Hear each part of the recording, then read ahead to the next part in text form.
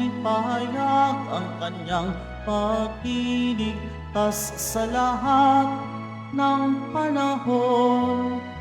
Magsiawit kayo sa Panginoon ng isang bagong awitin. Magsiawit kayo sa Panginoon, buong sandaigdigan. Simulan po natin ang ating pagdiriwang sa ngalan ng Ama at ng Anak at ng Espiritu Santo. Amen. Ang pagpapala ng ating Panginoong Jesucristo, ang pag-ibig ng Diyos Ama at ang pakikipagkaisa ng Espiritu Santo naway sumainyong lahat. At sumaiyo rin. Mga minamahal kong kapatid, bilang paghahanda sa ating banal na pagdiriwang, aminin po natin ang ating mga kasalanan at humingi tayo ng awa at pagpapatawad mula sa Diyos. Inaamin ko sa makapangyarihang Diyos At sa inyo, mga kapatid, nalubha akong nagkasala sa isip, sa salita at sa gawa, at sa aking pagkukulang, kaya isinasamo ko sa mahal na Birheng Maria, sa lahat ng mga anghel at mga banal, at sa inyo, mga kapatid, na ako'y ipanalangin sa Panginoong ating Diyos. Kaawaan tayo ng makapangyarihang Diyos, patawarin tayo sa ating mga kasalanan, at patnubayan tayo sa buhay na walang hanggan. Amen. Panginoon, kaawaan mo kami. Panginoon, kaawaan mo kami. Kristo, kaawaan mo kami. Kristo, kaawaan mo kami. Panginoon, kaawaan mo kami. Panginoon, kaawaan mo kami. Manalangin tayo. Ama naming makapangyarihan, maisaloob nawa naming palagian ang mga galing sa Espiritu ng kabanalan, upang sa salita at gawa ay aming magampanan ang lahat ng iyong mga kinalulugdan. Sa pamamagitan ni Jesucristo, kasama ng Espiritu Santo, magpasawalang hanggan. Amen. Magsiupo ang lahat.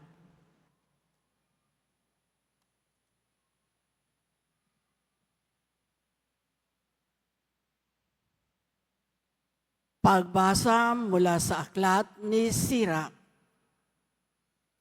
Anak ko, kung nais mong maglingkod sa Panginoon, humanda ka sa mga pagsubok. Maging tapat ka at magpakatatag. Huwag kang masisiraan ng loob sa panahon ng kasawian.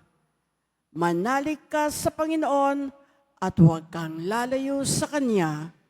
Kung nais mong tumiwasay habang nabubuhay, tanggapin ang anumang ipagkaloob niya sa iyo. Tiisin mo ang kadustaan kahit ano ang mangyari. Kung ang ginto ay dinadalisay sa apoy, ang banal ay sinusubok ng Panginoon sa apoy ng pagtitiis. Magtiwala ka at tutulungan Kanya. Maging tapat ka sa Kanya at makaaasa ka. Kayong may takot sa Panginoon, maghintay kayo sa Kanyang habag. Huwag kayong lalayo sa Kanya nang hindi kayo mapahamak. Kayong may takot sa Panginoon, magtiwala kayo sa Kanya at walang pagsalang tatanggap kayo ng gantimpala. Kayong lahat na may takot sa Panginoon, umasa kayo sa Kanya, pagpapalain niya kayo, pasasaganain at paliligayahin magpakailanman. Tignan ninyo ang nangyari sa ating mga ninuno. May nagtiwala ba sa Panginoon na nasipayo? May nanatili bang naglilingkod sa Kanya na Kanyang pinabayaan? May tumawag pa sa Kanya na hindi niya dininig, sapagkat maawain at mapagpatawad ang Panginoon. Pinatatawad niya tayo sa ating kasalanan, inililigtas sa kagipitan. Ang salita ng Diyos. Salamat sa Diyos. Sarili sa Diyos ilagak at tutulungan kang ganap.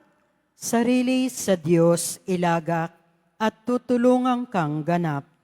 Umasa ka sa Diyos ang mabuti gawin at mananahan kang ligtas sa lupain. Sa Diyos mo hanapin ang kaligayahan at ang pangarap mo'y iyong makakamtan. Sarili sa Diyos ilagak at tutulungan kang ganap. Iingatan ng Diyos yaong masunurin, ang lupang minanay di na babawiin, kahit na sumapit ang paghihikahos, di mararanasan nila ang magdahop. Sarili sa Diyos ilagak at tutulungan kang ganap. Ang mabuti gawin, masamay itakwil, at mananahan kang lagi sa lupain, pagkat yaong bayang wasto ang gawain, ay mahal ng poon, hindi itatakwil. Sila'y iingatan magpakailanman, ngunit ang masama ay ihihiwalay. Sarili sa Diyos ilagak at tutulungan kang ganap. Ililigtas ng Diyos ang mga matuwid. Iingatan sila pag naliligalig. Ililigtas sila't kanyang tutulungan laban sa masama, ipagsasanggalang, pagkat sa poon nangungubling tunay. Sarili sa Diyos ilagak at tutulungan kang ganap. Magsitayo po ang lahat.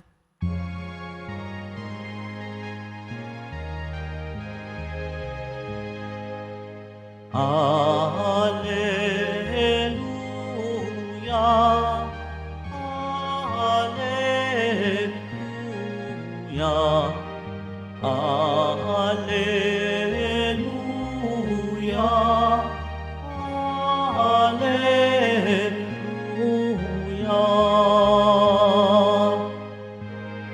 Sa krus ni Kristo dinangal, itong ating pamumuhay na para sa Kanya lamang.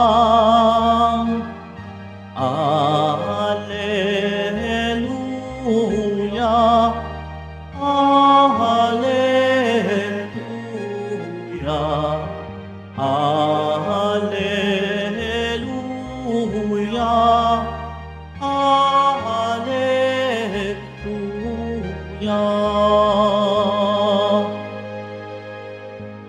Sumainyo ang Panginoon. At sumaiyo rin. Ang mabuting balita ng Panginoon ayon kay San Marcos. Papuri sa iyo, Panginoon.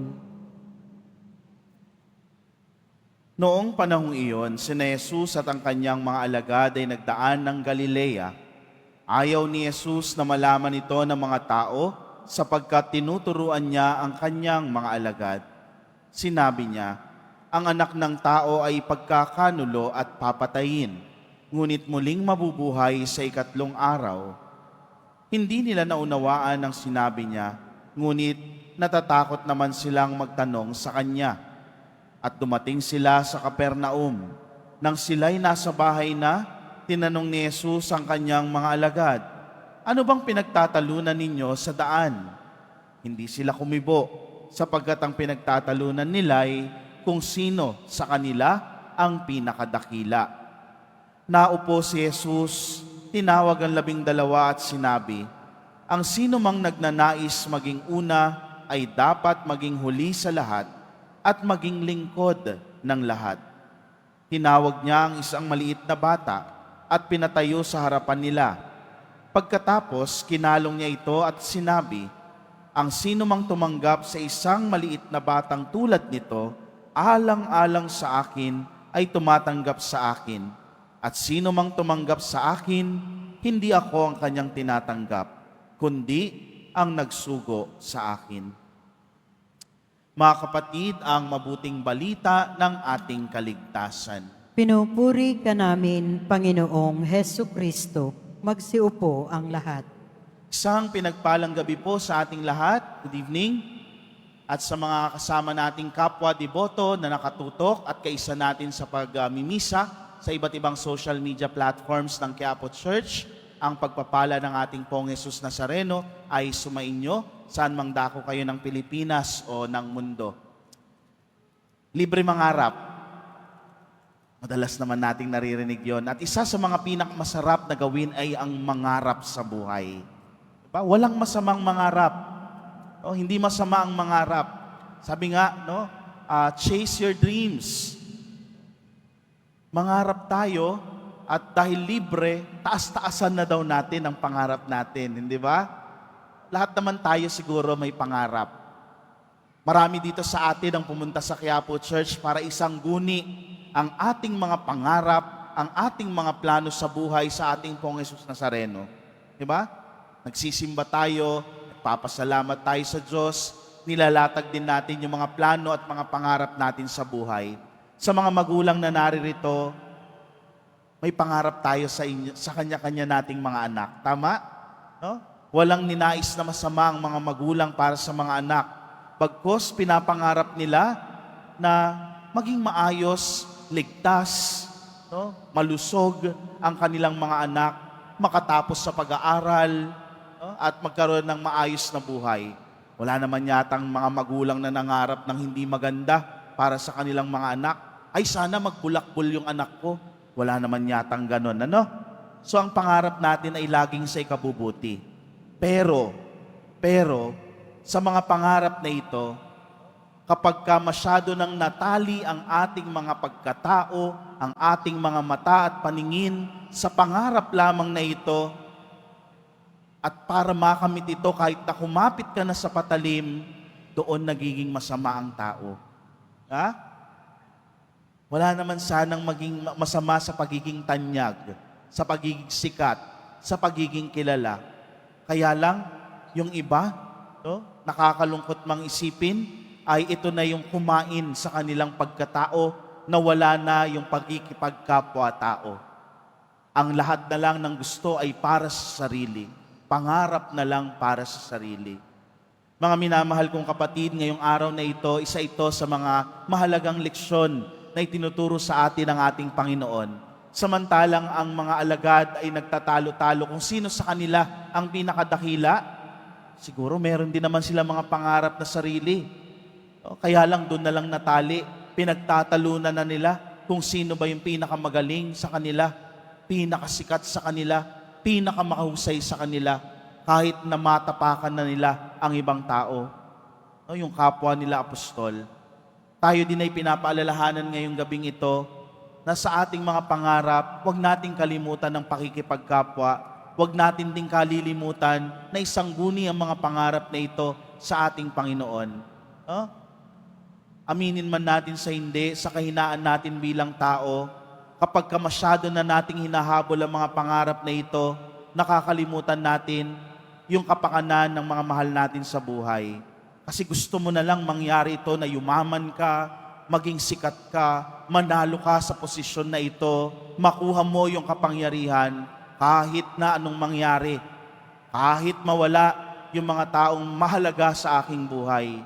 Yun yung nakakalungkot na nangyayari sa pangarap natin bilang tao. At isa sa mga pinakamalungkot pa bukod doon ay nakakalimutan natin ang Diyos. Sa pagpupumilit natin na abutin ang mga pangarap na ito, nakakalimutan natin na meron ding pangarap ang Diyos para sa atin. May nais ang Diyos para sa atin. May kalooban ng Diyos para sa bawat isa. Mga minamahal kong kapatid, iniharap ni Jesus ang isang bata sa mga apostol upang ipaalala na kagaya ng isang bata, dapat tayo ay magpaubaya at umasa ng buong kalooban sa kalooban ng Diyos. Marahil meron tayong mga pangarap at plano sa buhay. That's good. Mabuti yan.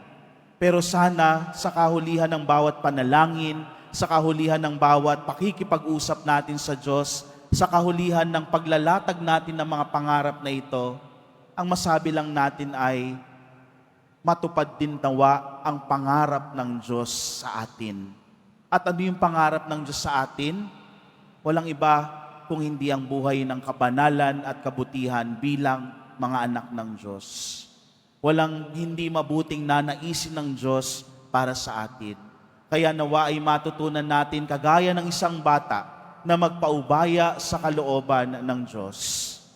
Mga minamahal kong kapatid, ito ang grasyang ihilingin natin sa ating Pong Jesus Nazareno bilang mga deboto na nais tularan ang kaugalian ng isang bata, kayang magpaubaya at kayang magbigay ng sarili para matupad ang kalooban ng Diyos. Magsitayo po ang lahat.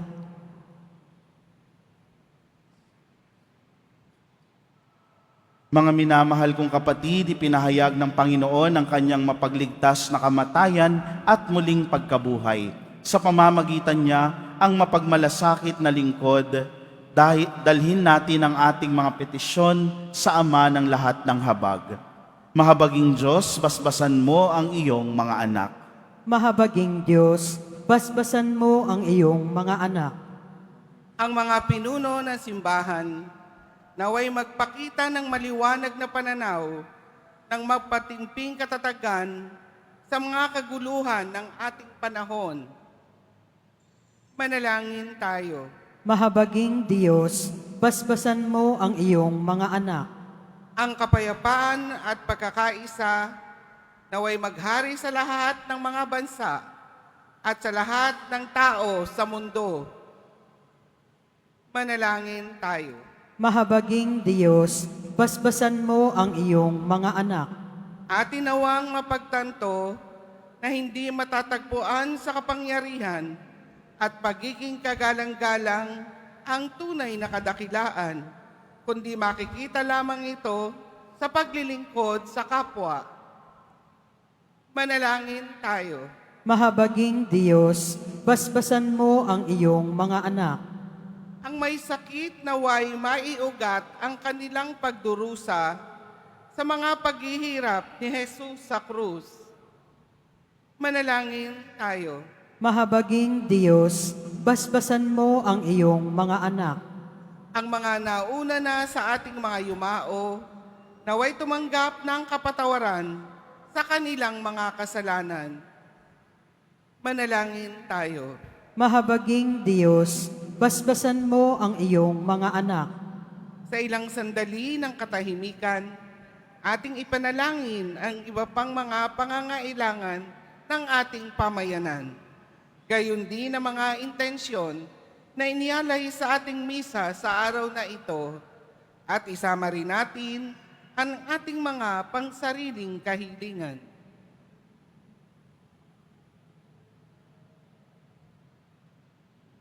Manalangin tayo. Mahabaging Diyos, basbasan mo ang iyong mga anak. Makalangit na Ama, bigyan mo kami ng katapangan upang tanggapin ang mga paghihirap na dumaraan sa aming buhay. Akayin mo kami sa kaganapan ng kaligayahan sa iyong presensya. Hinihiling namin ito sa pamamagitan ni Kristo na aming Panginoon. Amen. Magsiupo ang lahat.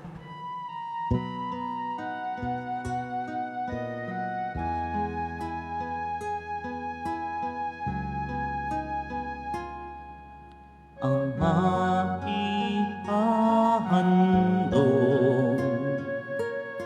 sa'yo, Panginoon, ay tinapay at alak mula sa aming kamay. Sa iyong kabutihan aming iaalay ang tinapay at alak sa gisak ng aming buhay.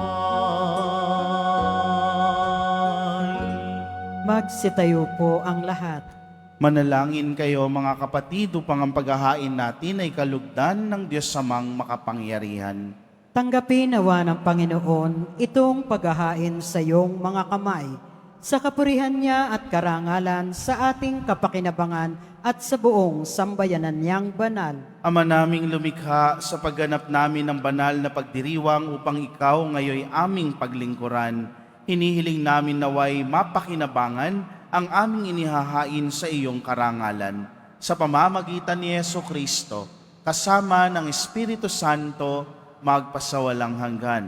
Amen. Sumainyo ang Panginoon. At sumaiyo rin, Itaas sa Diyos ang inyong puso at diwa. itinaas na namin sa Panginoon. Pasalamatan natin ang Panginoong ating Diyos. Marapat na siya ay pasalamatan. Ama naming makapangyarihan, tunay ngang marapat na ikaw ay aming pasalamatan. Sa iyong paglingap at kagandahang loob, ang tao'y nilikha mo at pinangasiwa sa sansinukob.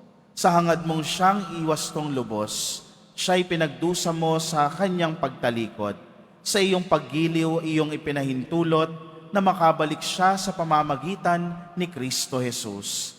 Kaya kaisa ng mga anghel na nagsisiawit ng papuri sa iyo, nang walang humpay sa kalangitan kami nagbubunyi sa iyong kadakilaan. Santo, Santo, Santo, Panginoong Diyos ng mga hukbo, napupuno ang langit at lupa ng kadakilaan mo. Hosana sa kaitaasan, pinagpala ang naparirito sa ngalan ng Panginoon. Hosana sa kaitaasan, magsiluhod po ang lahat.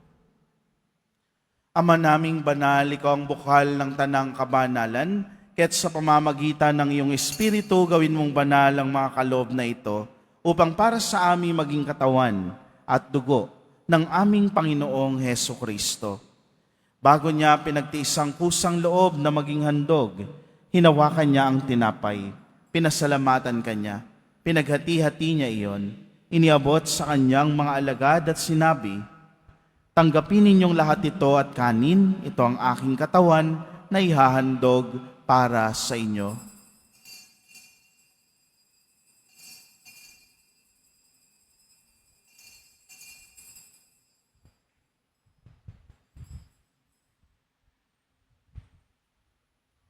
Gayun din naman, noong matapos ang hapunan, hinawakan niya ang kalis.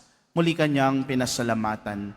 Iniabot niya ang kalis sa kanyang mga alagad at sinabi, "Tanggapin ninyong lahat ito at inumin. Ito ang kalis ng aking dugo, ng bago at walang hanggang tipan. Ang aking dugo na ibubuhos para sa inyo at para sa lahat.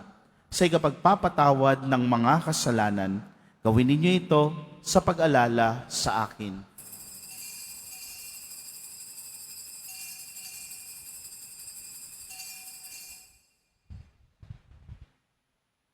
Magsitayo po ang lahat. Ipagbunyi natin ang misteryo ng pananampalataya. Si Kristo'y namatay, si Kristo'y nabuhay, si Kristo'y babalik sa wakas ng panahon. Ama, ginagawa namin ngayon ang pag-alala sa pagkamatay at muling pagkabuhay ng iyong anak. Kaya tiniaalay namin sa iyo ang tinapay na nagbibigay buhay at ang kalis na nagkakaloob ng kaligtasan. Kami nagpapasalamat dahil kami iyong minarapat na tumayo sa harap mo para maglingkod sa iyo. Isinasamo namin kaming magsasalo-salo sa katawan at dugo ni Kristo ay mabuklod sa pagkakaisa sa pamamagitan ng Espiritu Santo. Ama, lingapin mo ang iyong simbahang laganap sa buong daigdig. Puspusin mo kami sa pag-ibig kaysa ni Francisco na aming Papa at ni Jose na aming Obispo at ng Tanang Kaparian. Alalahanin mo rin ang mga kapatid naming nahimlay nang may pag-asang sila'y muling mabubuhay, gayon din ang lahat ng mga pumanaw. Kaawaan mo sila at patuloyin sa iyong kaliwanagan. Kaawaan mo at pagindapatin kaming lahat na makasalo sa iyong buhay na walang wakas. Kaysa ng mahal na Birheng Maria na ina ng Diyos, ng kabiyak ng puso niyang si San Jose, kaysa ng mga apostol at ng lahat ng mga banal na namuhay dito sa daigdig ng kalugod-lugod sa iyo.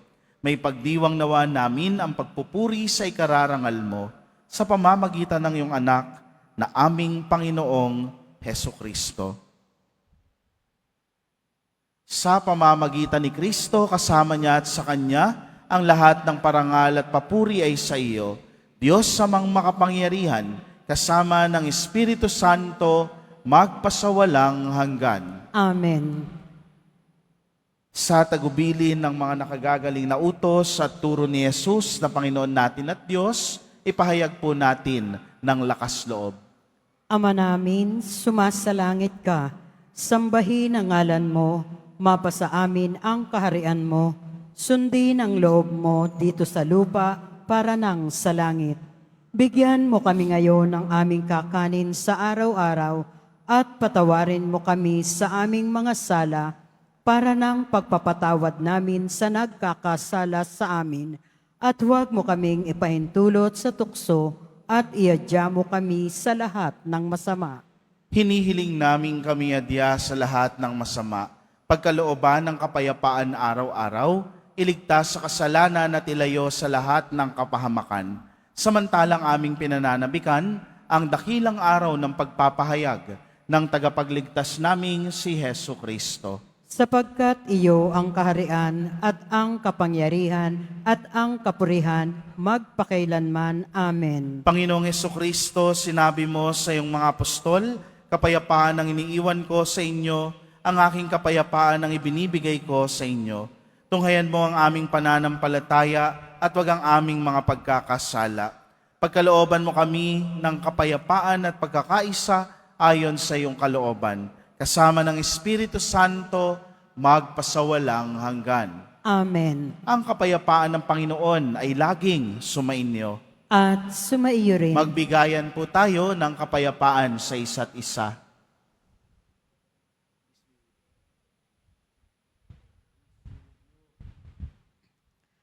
Kordero ng Diyos na nag-aalis ng mga kasalanan ng sanlibutan, maawa ka sa amin. Kordero ng Diyos na nag-aalis ng mga kasalanan ng sanlibutan, maawa ka sa amin. Kordero ng Diyos na nag-aalis ng mga kasalanan ng sanlibutan, ipagkaloob mo sa amin ang kapayapaan. Magsiluhod po ang lahat. Ito ang kordero ng Diyos. Ito si Jesus na nag-aalis ng mga kasalanan ng sanlibutan. Mapalad ang mga inaanyayahan sa kanyang piging. Panginoon, hindi ako karapat-dapat na magpatuloy sa iyo, ngunit sa isang salita mo lamang ay gagaling na ako.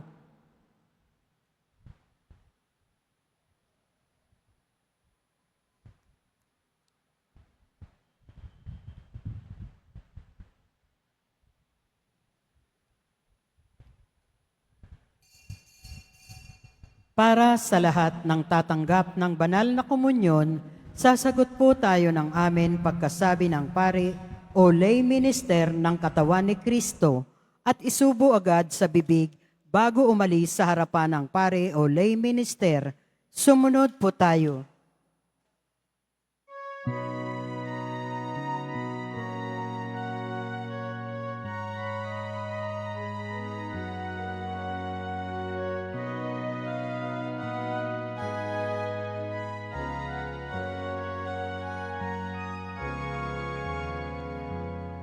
Umasa ka sa Diyos ng mabuti gawin at manahan kang ligtas sa lupain. Sa Diyos mo hanapin ang kaligayahan at pangarap mo ay makakamtan. Ang iyong sarili sa Diyos mo ilagak. Pag nagtiwalay, tutulungan kang ganap. Ang kabutihan mo ay magliliwanag katulad ng araw kung tanghaling tapat. Umasa ka sa Diyos ng mabuti gawin at manahan kang ligtas sa lupain. Sa Diyos mo hanapin ang kaligayahan at pangarap mo ay makakamtan. At pangarap mo ay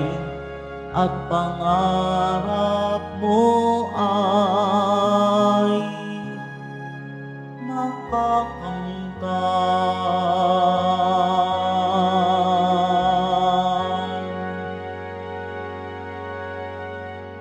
Mga paalala sa mga nagsisimba. Pagkatapos ng misa, wiwisikan po ang lahat ng banal na tubig. Pinakikiusapan ang lahat na manatili lamang muna sa inyong mga lugar. Tanging sa Quezon Boulevard o Plaza San Juan lamang ang labasan ng lahat. Sumunod po tayo. Maraming salamat po sa inyong pagdalaw at pagsisimba sa Basilica Minor at Pambansang Dambana ni Jesus Nazareno. Magsitayo po ang lahat.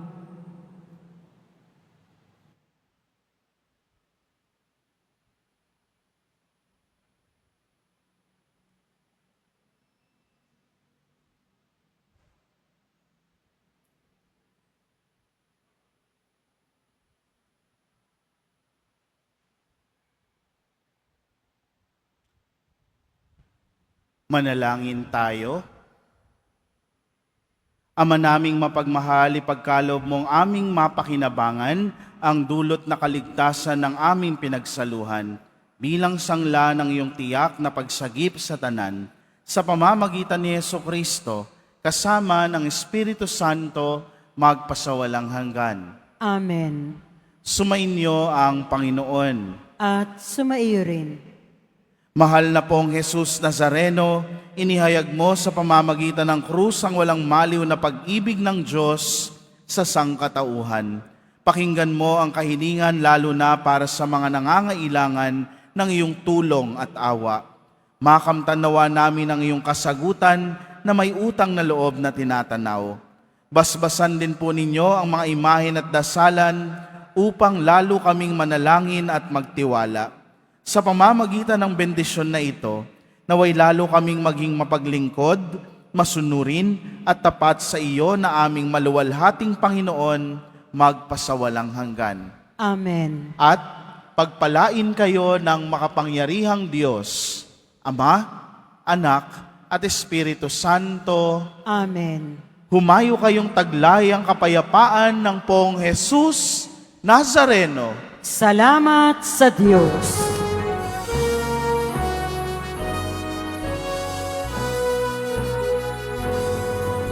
O Padre Jesus Nazareno, sinasamba ka namin.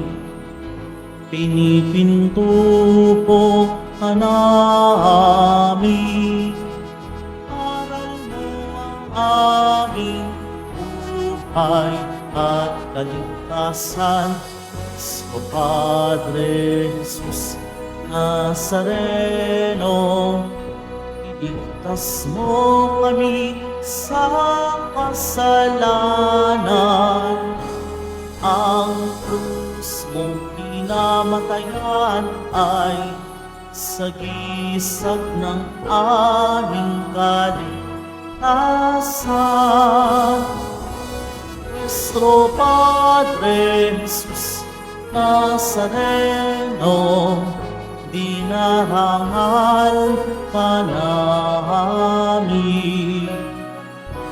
Nuestro Padre Jesus Nazareno, niluwalhati ka namin. Nuestro Padre Jesus Nazareno, dinarangal ka namin. Nuestro Padre Jesus Nazareno, niluwalhati ka namin.